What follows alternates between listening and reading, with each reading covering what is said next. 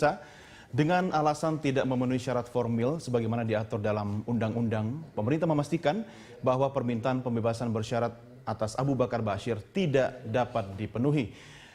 Atas hal ini, kuasa hukum maupun keluarga Abu Bakar Ba'asyir mempertanyakan langkah pemerintah lantaran sebelumnya sudah mewacanakan pembebasan Abu Bakar Ba'asyir.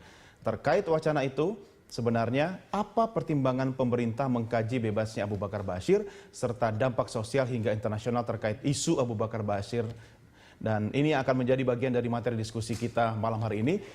Bersama saya pemirsa Doni De Keizer, sudah bersama saya narasumber di studio. Di ujung kiri adalah Teuku Reza Syah, pengamat hubungan internasional. Dan juga di sebelah kiri saya Ansyad Mbai, pengamat terorisme yang juga sempat memimpin Badan Nasional Penanggulangan Terorisme. Selamat malam Bapak-Bapak sekalian, apa kabar? Jenderal sehat ya? Alhamdulillah. Nggak berubah wajah Bapak ya? Awet muda ya? Okay. Padahal mikirin terorisme terus ya Pak ya?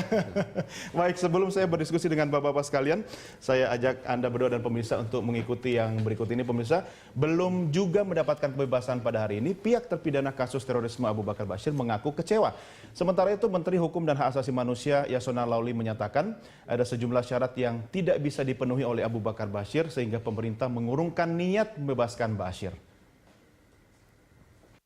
Bagi pihak kami hanya mengatakan kok ada peraturan seperti ini di bawah undang-undang. Itu semuanya peraturan di bawah undang-undang. Silahkan cek undang-undangnya, Undang-Undang Nomor 12 Tahun 95 dan KUHP.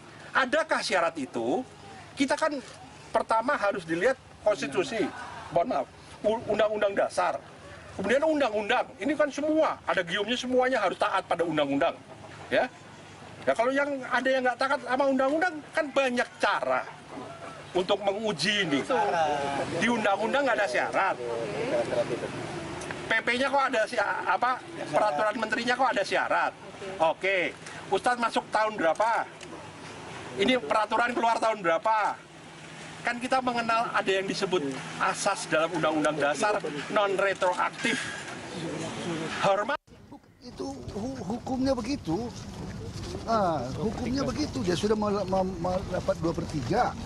Tapi kan 2/3 itu ada syaratnya. Itu kan waktu. Tapi waktu itu baru bisa dipenuhi kalau persyaratan dipenuhi. Kan gitu, itu yang belum. Salah satu yang tadi. Setiap kan nggak bisa. Nggak bisa dong. Bolanya di dia dong. Iya, bolanya kan sama beliau. Bukan di kita bolanya. Pengacaranya Ba'asyir sudah menyatakan tidak bersedia Ba'asyir untuk menandatangani itu. Jadi bagaimana kita memenuhinya? Bahwa kita prihatin, ya. Iya kan? Tetapi nanti dibilang lagi pemerintah politik katanya kan diberikan dengan menabrak hukum. Kan repot urusannya. Pak, sebenarnya kan yang jadi permasalahan karena di awalnya Yusril yang menyatakan ini bebas tanpa syarat, bebas murni segala macam. Ya, tanya Pak. Baik pemirsa, kita mulai diskusi kita dalam Prime Time Talk malam hari ini. Pak Ansyad, apa komentar Anda melihat sepertinya kok pemerintah PHP nih, memberi harapan palsu? Saya kira bukan pemerintah ya yang memberikan PHP. Orang yang mengupayakan ini.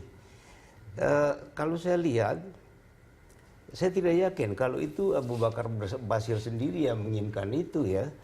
Karena orang yang ingin misalnya untuk dapat pembebasan, keringanan itu ya, tentu ada bargaining di situ. Yeah. Yang paling substansial apa? Beliau ini dipenjara karena apa?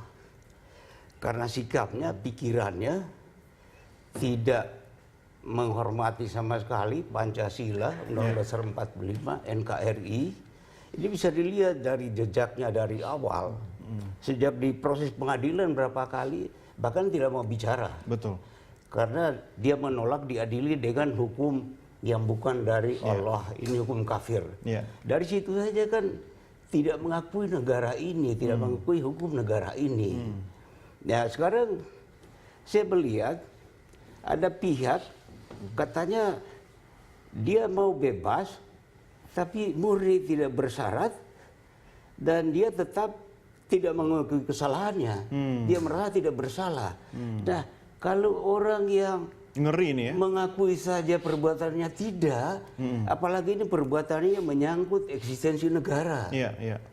Lah ini apa kata dunia? Iya, artinya Bapak melihat ada orang yang mengail di air keruh atau dia yang membuat air itu keruh sebenarnya? Saya kira bukan beliau ya. Ada orang yang melihat ada peluang. Beliau ini maksudnya siapa? Yusril Iza Mahendra atau siapa? Saya tidak tahu siapa, saya tidak kenal siapa, pengacaranya atau siapa.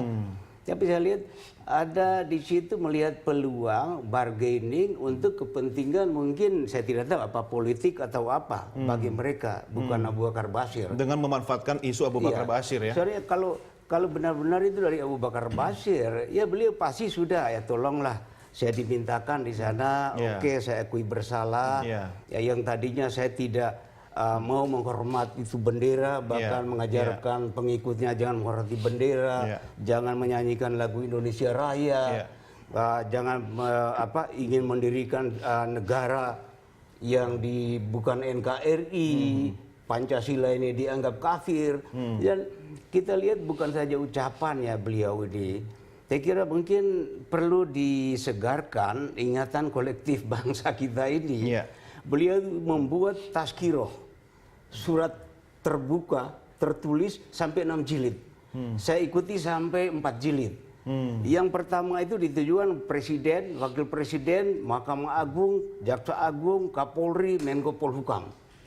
Bahwa ini Anda semua salah, disuruh bertobat, cari pekerjaan lain yang halal. Yang kedua ditujukan kepada MPR DPR. Anda itu sudah melawan perintah dari Allah. Anda membuat undang-undang, buat hukum. Sedangkan pemahaman beliau ini dengan teman-temannya tidak ada manusia yang bikin buat hukum. Hukum itu dari Allah sana. Oleh karena itu dia tidak mau diadili dengan hukum manusia. Dengan itu. asumsi begitu, Pak Jenderal, nggak mungkin seorang Abu Bakar Bashir mau mengakui NKRI dan menyatakan setia ya kepada NKRI ya? Saya kira sampai sekarang masih begitu.